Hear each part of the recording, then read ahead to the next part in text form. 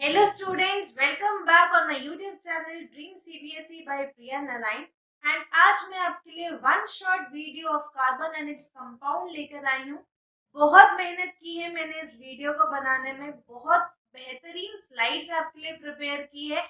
आई hope आपको मेरा ये वे बहुत अच्छा लगने वाला है। वीडियो को लास्ट तक देखना, सारे टॉपिक्स इसके अंदर कवर है।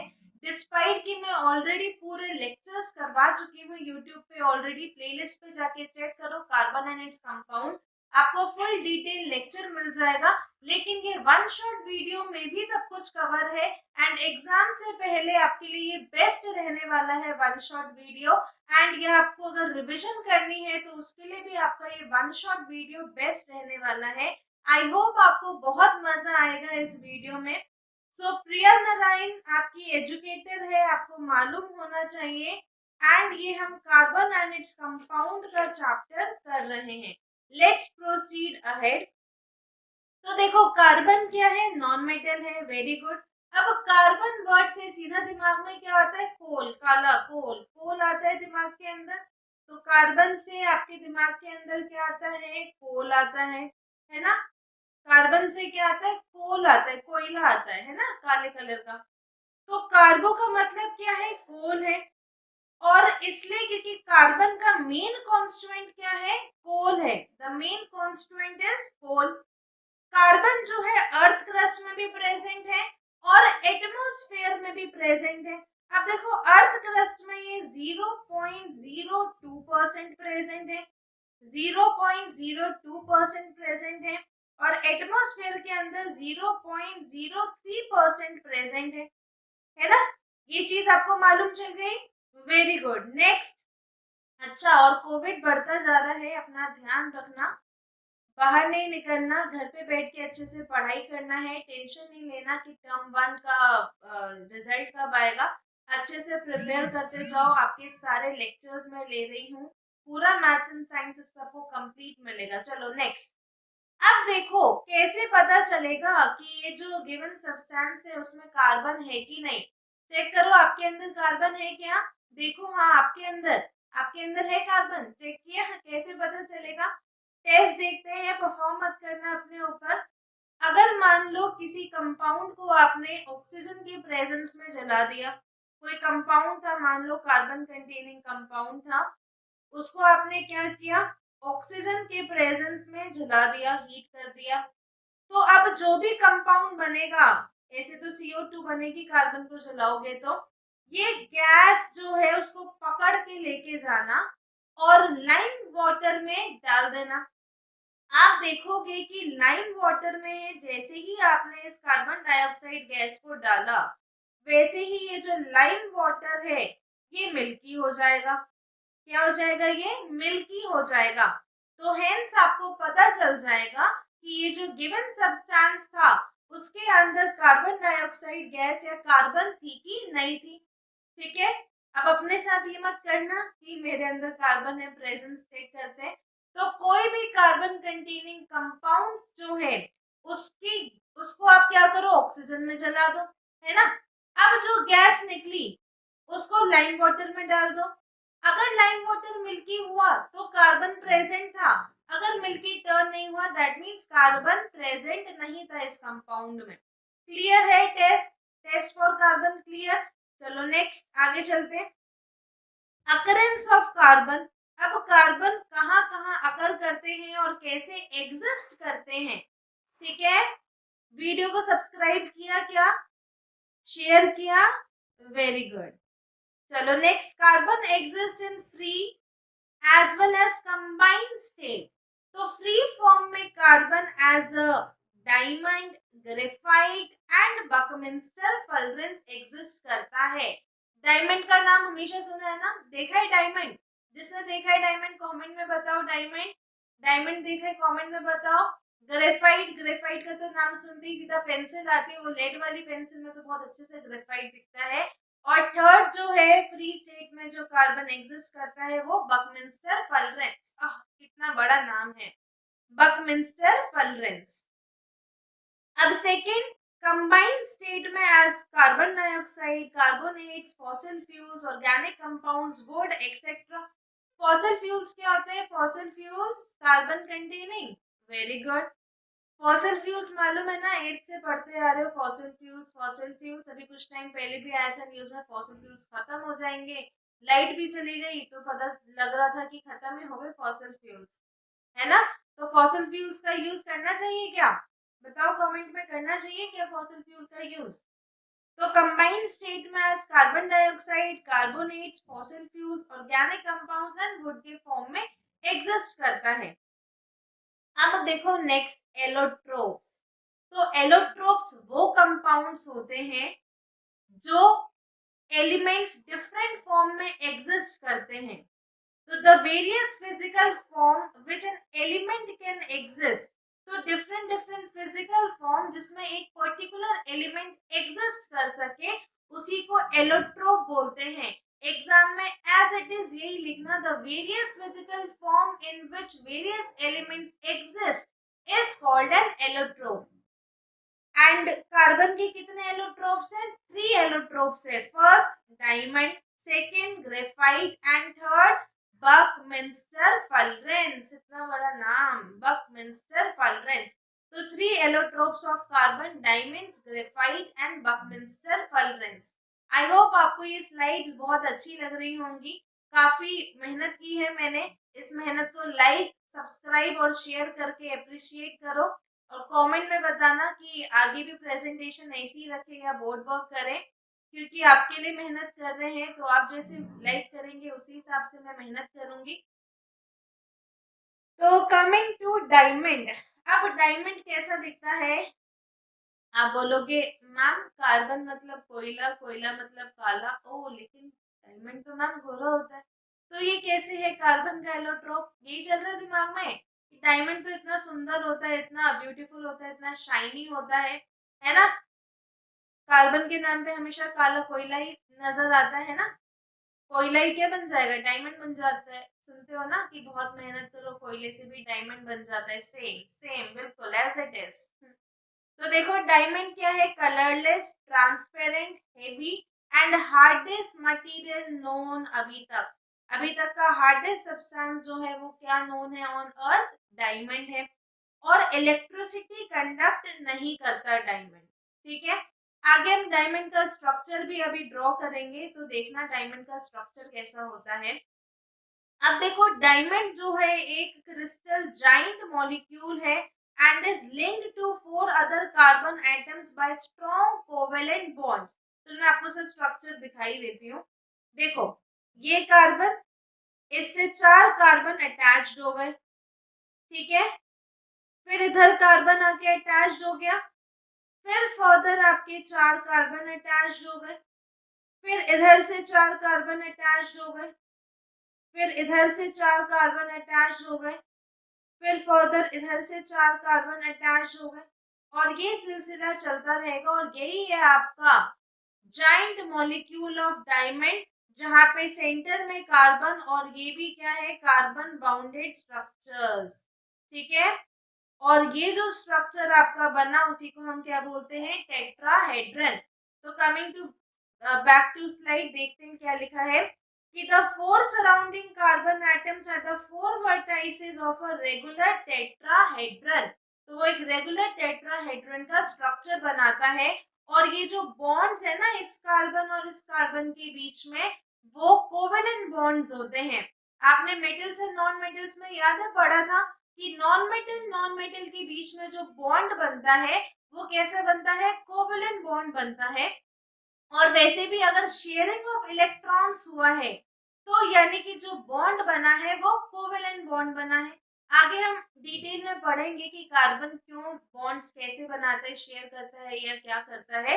पर अभी हम एलोट्रोप्स पढ़ रहे हैं कार्बन के, जिसमें हमने डायमंड्स जो है वो पढ़ लिया। एक और बार स्ट्रक्चर देख लो, ऐसा टेट्राहेड्रन स्ट्रक्चर। अच्छा लगता है मुझे इसका ये स्ट्रक्चर, इतना सुंदर सा स्ट्रक्चर, ठीक है। सुंदर सा स्ट्रक्चर डायमंड का, है ना। डायमंड मिल जाए काश, है ना, यही सोचते हैं डायमंड मिल जाए। तो स्ट्रक्चर सिखा दिए, बना लेना घर पे डायमंड, ठीक है।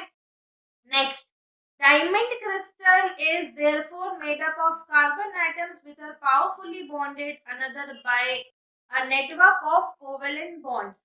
अब देखो कार्बन का एटम बहुत छोटा होता है, जिसकी वजह से जो कार्बन कार्बन बॉन्ड बनता है काफी स्ट्रॉन्ग बॉन्ड बनता है, और ये जो बॉन्ड है वो कोवेलेंट बॉन्ड बनता है। ठीक है। The compact 3D arrangement of carbon atoms in diamond gives it high density।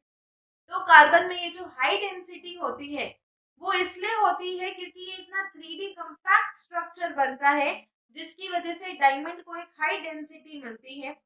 Diamond जो है इलेक्ट्रिसिटी कंडक्ट नहीं करता क्योंकि उसके पास फ्री इलेक्ट्रॉन्स नहीं होते।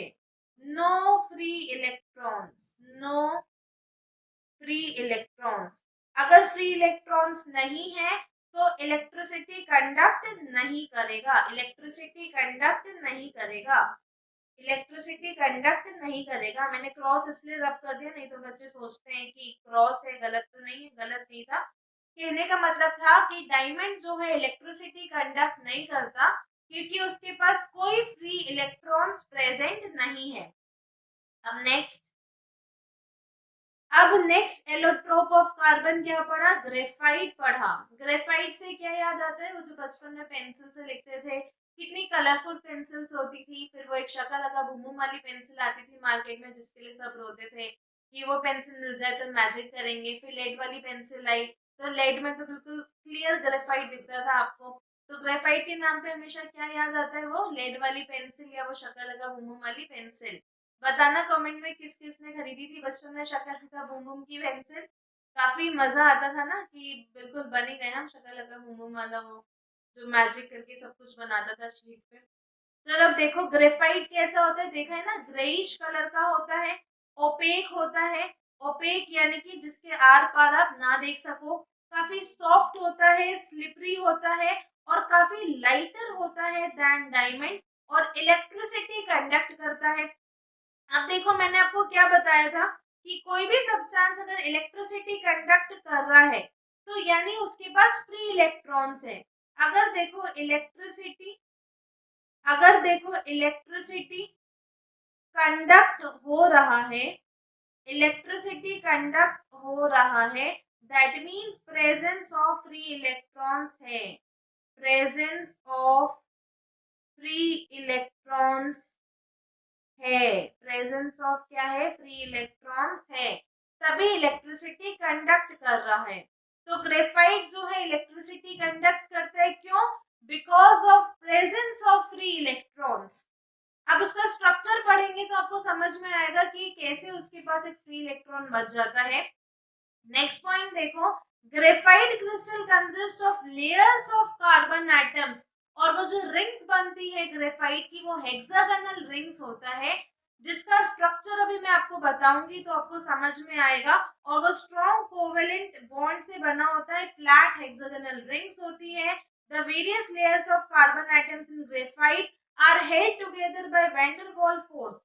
Van der Waals force of attraction से ये जो बॉन्ड्स है वो हेल्ड होते हैं।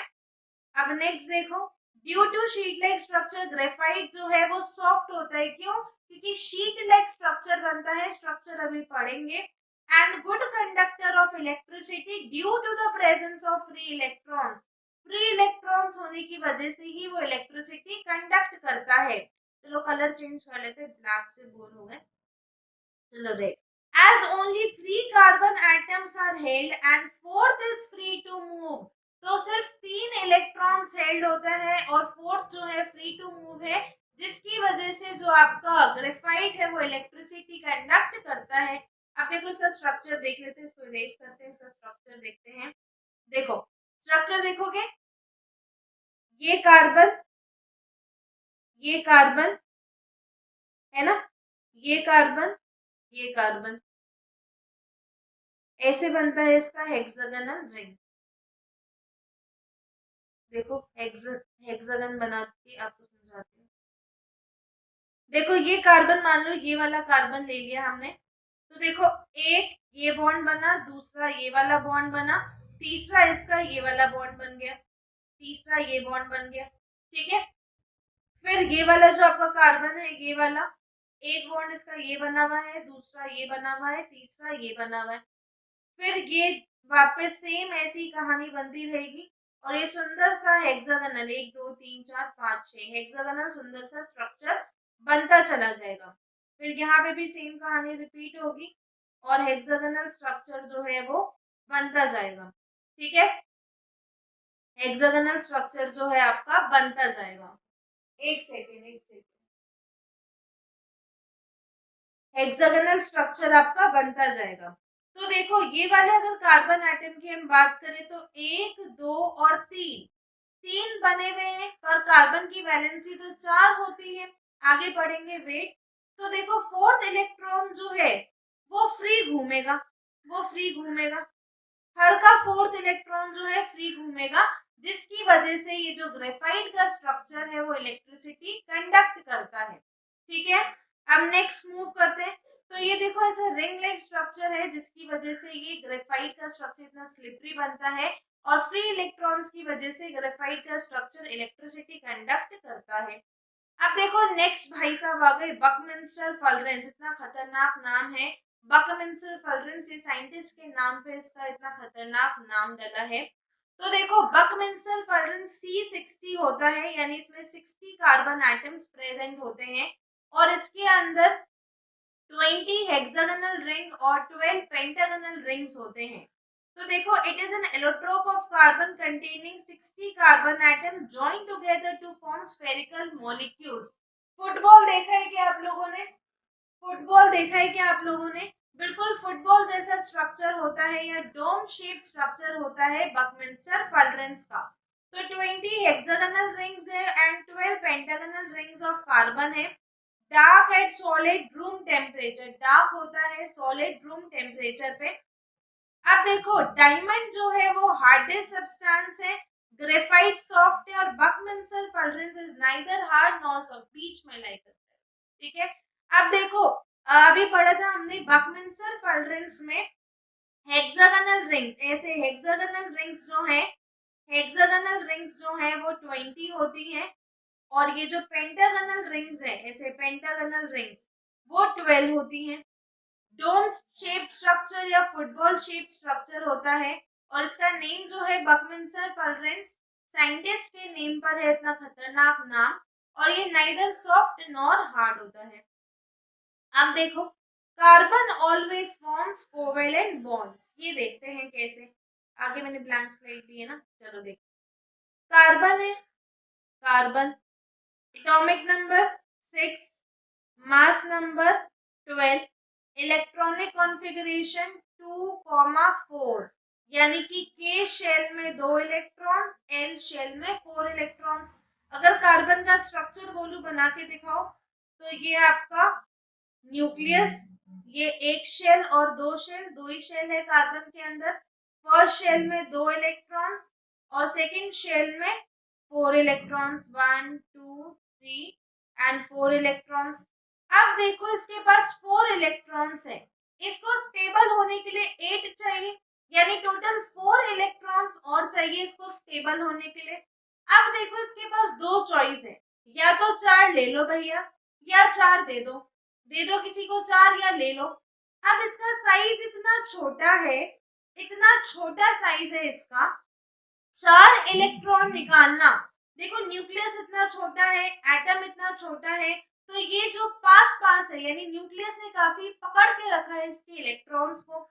अगर मान लो ये 4 इलेक्ट्रॉन लूज कर दे तो स्ट्रक्चर ही गायब हो जाएगा, क्योंकि इतना ज्यादा हाई एनर्जी डिमांडिंग प्रोसेस है कि एनर्जी निकाल दोगे तो एटम का स्ट्रक्चर ही डिस्टॉर्ट हो जाएगा। इसलिए 4 इलेक्ट्रॉन निकाल के C4+ के टाइम बनाना इसके लिए पॉसिबल नहीं है। या आपने बोला कि 4 दे दो भैया, लेकिन 4 देना भी मुश्किल है क्योंकि इसका न्यूक्लियस ऑलरेडी 6 इलेक्ट्रॉन्स और 6 प्रोटॉन्स को होल्ड कर रहा है। अगर आप इसमें 4 इलेक्ट्रॉन्स देके इसको C4- एनायन बना दोगे तो यानी अब इसके पास टोटल 10 इलेक्ट्रॉन्स एंड 6 प्रोटॉन्स को हैंडल करना है। 10 इलेक्ट्रॉन्स और 10 इलेक्ट्रॉन्स एंड 6 प्रोटॉन्स को हैंडल करना है। अब इतना छोटा स्ट्रक्चर है, ऑलरेडी न्यूक्लियस इतना छोटा है ना, तो 10 इलेक्ट्रॉन को होल्ड करना बड़ा मुश्किल है, इसलिए कार्बन जो है ना ही C4 माइनस एनायन बनाएगा, ना ही C4 प्लस केटायन बनाएगा, क्योंकि C4 प्लस केटायन के टाइम में भी बस 2 इलेक्ट्रॉन और 6 प्रोटॉन बच जाएगा, और इस एटम के बस की नहीं है कि ये 2 इलेक्ट्रॉन और 6 प्रोटॉन को हैंडल करे। ठीक है, अब देखो नेक्स्ट। हाँ, ये एक स्लाइड हमने मिस कर दी। देखो, carbon always form covalent bonds. अब रीजन तो मैंने आपको एक्सप्लेन कर दिया कि ना चार दे सकता है ना चार ले सकता है, और रीजन क्या है, तो इसलिए वो कहता है तो चलो मैं शेयर कर लेता हूँ। तो वो क्या कर लेता है, शेयर कर लेता है। आप भी शेयर करो अपने फ्रेंड्स को, इस चैनल को लाइक करो, सब्सक्राइब करो एंड सपोर्ट करो, जिससे कि मैं और अच्छी अच्छी वीडियोस आपके लिए लाऊं और आपके लिए और भी ज्यादा मेहनत करूं। एंड मेरे सब्सक्राइबर्स भी बहुत अच्छे हैं, काफी सपोर्ट देते हैं मुझे। अब देखो, कार्बन का जो एटॉमिक नंबर है वो क्या है, 6 है कार्बन का एटॉमिक नंबर। तो इलेक्ट्रॉनिक कॉन्फ़िगरेशन क्या है, 2,4। अब वैलेंसी क्या होगी, 4 होगी। क्यों, क्योंकि वैलेंस इलेक्ट्रॉन्स भी इसमें 4 है। एक बार इस चीज को भी देख लेते हैं। देखो, कार्बन के जो इलेक्ट्रॉन्स है 2,4, 4 है, यानी इसकी जो वैलेंसी है वो क्या है, 4 है। वैलेंसी क्या है कार्बन की, 4 है। और वैलेंस इलेक्ट्रॉन्स क्या होते हैं, number of electrons in valence shell. तो वैलेंस इलेक्ट्रॉन्स भी कितने हैं इसके पास, 4 वैलेंस इलेक्ट्रॉन्स है इसके पास। अब देखो, सो since a carbon atom has 4 electron in its outermost shell, तो ना ही चार लूज करेगा ना ही चार गेन करेगा। इसको बोला है कि या तो चार लूज कर दो या चार गेन कर लो, लेकिन ना चार लूज करना पॉसिबल है ना चार गेन करना पॉसिबल है। अब देखो, now carbon atom is very small due to which its outermost electrons are strongly held by its nucleus. Nucleus उसके जो इलेक्ट्रॉन्स हैं उनको इतना टाइटली पकड़ के रखता है कि ना चार देना पॉसिबल है और ना चार लेना पॉसिबल है। अब देखो, कार्बन करता क्या है, ये सारा हमने एक्सप्लेन किया ना कि केटायन क्यों नहीं बनेगा, यानी C4 प्लस क्यों नहीं बनेगा और C4 माइनस क्यों नहीं बनेगा। ठीक है, अब देखो, if it were to gain और लूज इलेक्ट्रॉन्स, तो अगर मान लो गेन करता 4 इलेक्ट्रॉन, ये है आपका कार्बन एटम, ये 2 शेल बनाया, 6 इलेक्ट्रॉन्स इसके पास होते हैं, 6 इलेक्ट्रॉन्स इसके पास होते हैं, 1 2 3 4, और ये 5 और 6 इलेक्ट्रॉन्स इसके पास होते हैं। अगर 4 इलेक्ट्रॉन्स इसमें ऐड कर दो, अगर 4 इलेक्ट्रॉन्स इसमें ऐड कर दो, तो ये C4 माइनस एनायन बना देगा, C4 माइनस एनायन बना देगा। यानी कि अब इसके एटम के अंदर 6 प्रोटॉन्स होंगे, 6 प्रोटॉन्स होंगे और 10 इलेक्ट्रॉन्स होंगे। अब इतना छोटा एटम है तो पॉसिबल है क्या 6 प्रोटॉन्स और 10 इलेक्ट्रॉन्स को हेल्ड करना, पॉसिबल ही नहीं है उस न्यूक्लियस को। तो but it would be difficult for the nucleus with 6 proton, समझ में आया, 6 proton to hold the 10 electrons that 4 extra electron. तो 4 एक्स्ट्रा इलेक्ट्रॉन को होल्ड करने की कैपेसिटी नहीं है कार्बन एटम के पास, because of its very small size. अब देखो, अगर लूज कर दे 4 इलेक्ट्रॉन, तो मैंने आपको सिखाया था ना, अगर मान लो कार्बन एटम लूज कर दे 4 इलेक्ट्रॉन, अगर लूज कर दे, मान लो लूज कर देता है 4 इलेक्ट्रॉन, तो क्या बन जाएगा, C प्लस 4, C+4 केटायन बन जाएगा। यानी कि अब इसके पास प्रोटॉन कितने, प्रोटॉन 6 और इलेक्ट्रॉन कितने, इलेक्ट्रॉन 2। ये प्रोसेस पॉसिबल ही नहीं है। इलेक्ट्रॉन जैसे ही आप निकालोगे, काफी high demanding, high energy demanding process है, तो एटम अपने आप ही डिस्टॉर्ट हो जाएगा, डिस्ट्रॉय हो जाएगा। तो ये पॉसिबल नहीं है कि कार्बन जो है 4 इलेक्ट्रॉन लूज करके C+4 केटायन बना दे। अब देखो, वही चीज लिखी है इसमें, but it would be a large amount of energy to remove 4 electrons leaving behind with 6 proton and just 2 electrons. तो मैंने जो आपको एक्सप्लेन किया वही स्लाइड में लिखा है। तो चलो आगे बढ़ते हैं। काफी अच्छा लग रहा है स्लाइड, आई होप बहुत अच्छी है। एंड आपका वन शॉट रिविजन बहुत अच्छे से डिटेल में फिर से हो रहा है एक बार. So it cannot remove 4 electrons nor it is possible to add 4 electrons. Reason आपको मालूम चल के एग्जाम में आएगा तो लिख दोगे. So carbon overcome this problem by sharing its valence electrons. तो जो बाहर में 4 इलेक्ट्रॉन्स है वो क्या कर देता है, शेयर कर देता है 4 और डिफरेंट आइटम या सेम आइटम के साथ और कोवेलेंट बॉन्ड का फॉर्मेशन कर देता है. ठीक है. अब देखो next, versatile nature of carbon. Versatile nature of carbon maximumly ये क्वेश्चन पूछते हैं बोर्ड में कि explain the versatile nature of carbon. तो cation catenation catenation and tetravalency. तो देखो नेम से क्लियर है, कैटिनेशन का मतलब है self linking self combining property of carbon. Carbon जो है उसके पास देखो कार्बन का स्ट्रक्चर अगर आप ड्रॉ करो तो 4 वैलेंस इलेक्ट्रॉन से तो ऐसे कुछ ड्रॉ करते हैं. अब इन 4 वैलेंस इलेक्ट्रॉन्स के साथ और फर्दर 4 इलेक्ट्रॉन्स या 4 एटम 4 इलेक्ट्रॉन्स के साथ 4 फर्दर मोर एटम्स जो है वो कंबाइन होके एक मॉलिक्यूल बना सकते हैं और ये चेन आपकी ऐसे लंबी चलती रहेगी. इसी फिनोमेना को हम कैटिनेशन बोलते हैं. तो यानी कैटिनेशन क्या है, कैटिनेशन क्या है, एक सेकंड क्लियर करते हैं उसको. कैटिनेशन जो है वो सेल्फ लिंकिंग या सेल्फ कंबाइनिंग प्रॉपर्टी है. सेल्फ लिंकिंग और सेल्फ कंबाइनिंग प्रॉपर्टी है कार्बन एटम की. ठीक है. सेल्फ लिंकिंग और सेल्फ कंबाइनिंग प्रॉपर्टी है किसकी, कार्बन एटम की. उसी को हम क्या बोलते हैं, कैटिनेशन बोलते हैं. और उसी की वजह से जो कार्बन एटम है बहुत लंबी लंबी चेन बनाते हैं और उसी प्रॉपर्टी को हम कैटिनेशन बोलते हैं. एक बार मैं आपको एक्सप्लेन कर देती हूँ कैसे लंबी लंबी चेन बनती है. ये कार्बन एटम है. अब इसके पास 4 वैलेंस इलेक्ट्रॉन्स हैं. इसके साथ और मान लो 4 कार्बन के एटम जुड़ गए. फिर इस वाले कार्बन के पास भी ऐसे ही आप वैलेंस इलेक्ट्रॉन्स बना दोगे. इनके पास भी 4 इलेक्ट्रॉन्स और ऐड हो गए.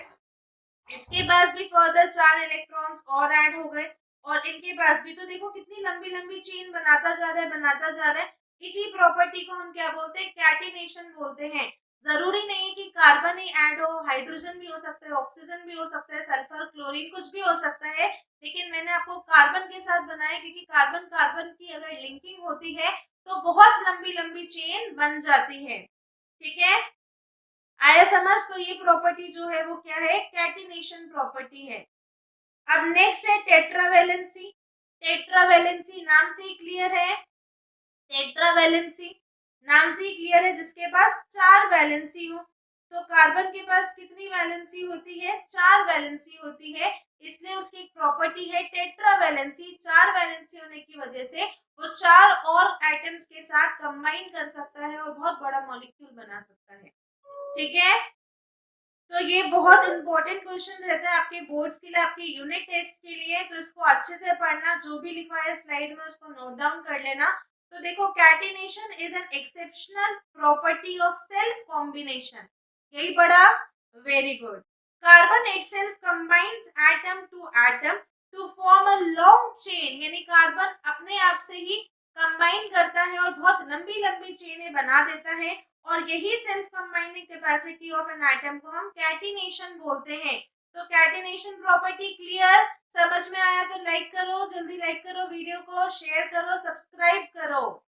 आप मेहनत करोगे तो मैं भी आपके लिए 100% मेहनत करूंगी और साथ में मैथ्स एंड साइंस हम कंप्लीट टर्म 2 की प्रिपरेशन करेंगे.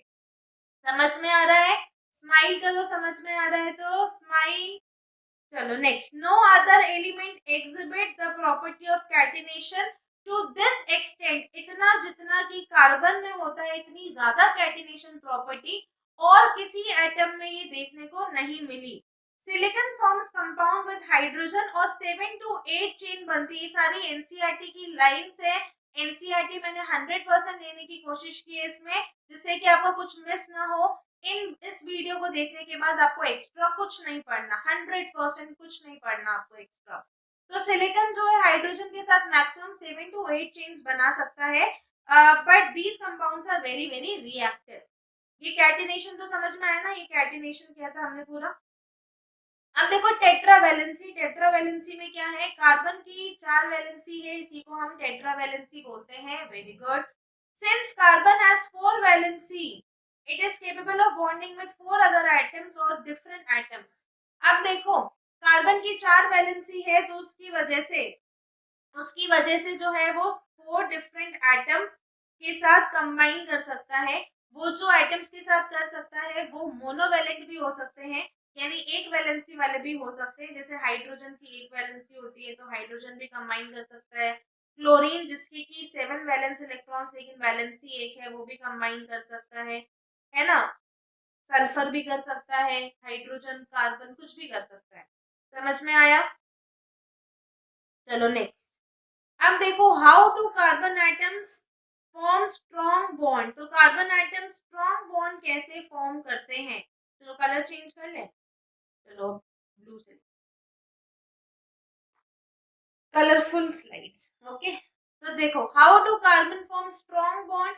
कार्बन स्ट्रॉन्ग बॉन्ड कैसे बनाता है?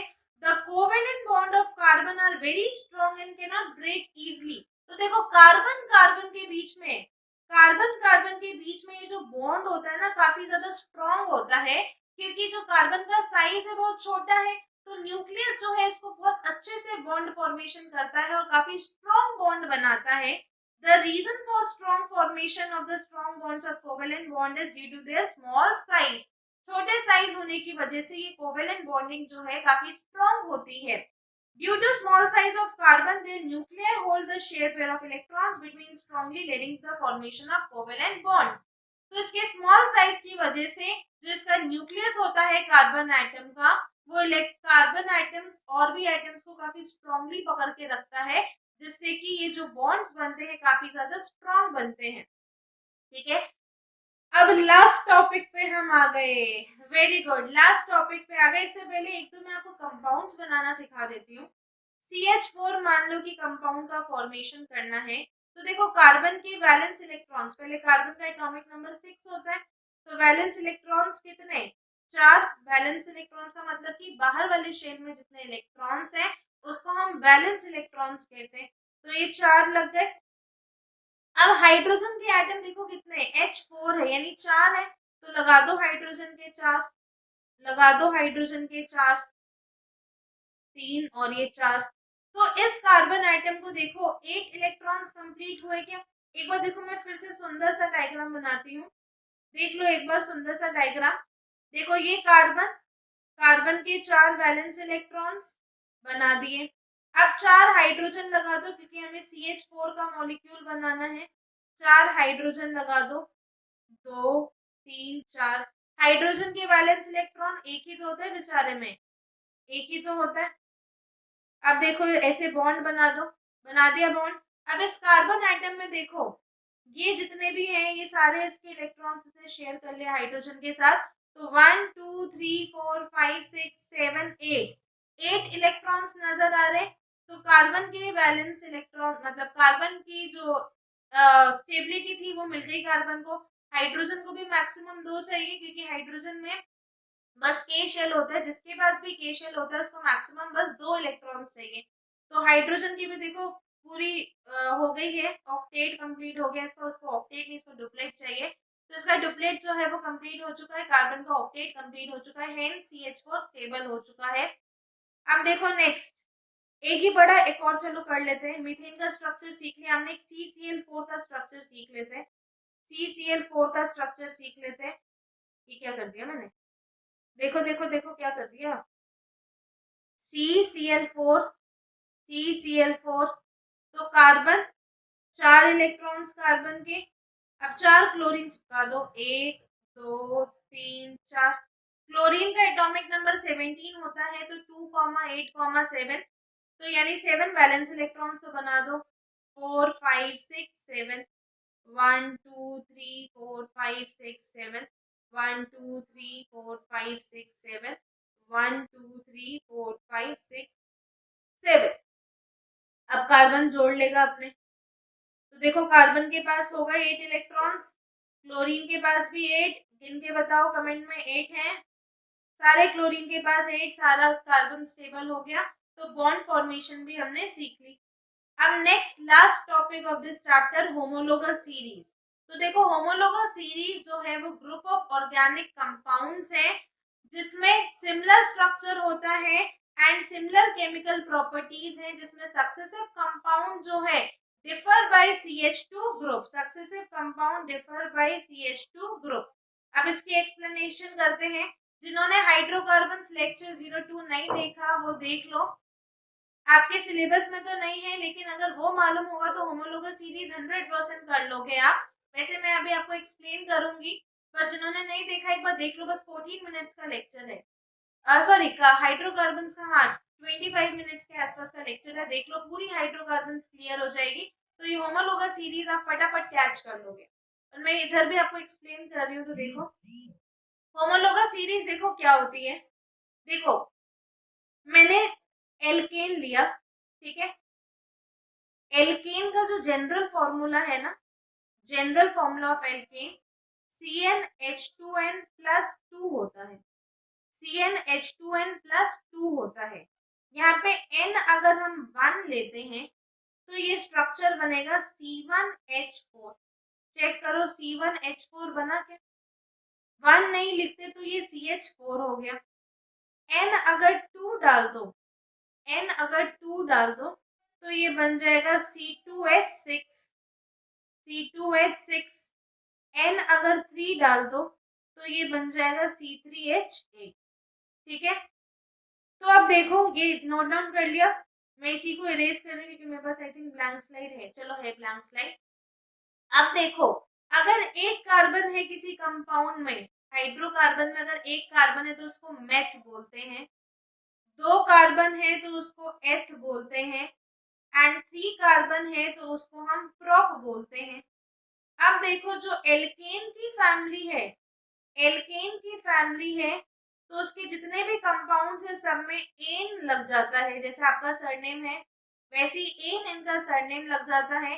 तो मेथ के आगे एन लगा तो मिथेन, एथ के आगे एन लगा तो इथेन, प्रोप के आगे एन लगा तो प्रोपेन, ठीक है। अब देखो ब्लैंक स्लाइड, ब्लैंक स्लाइड, हाँ ब्लैंक स्लाइड मिली।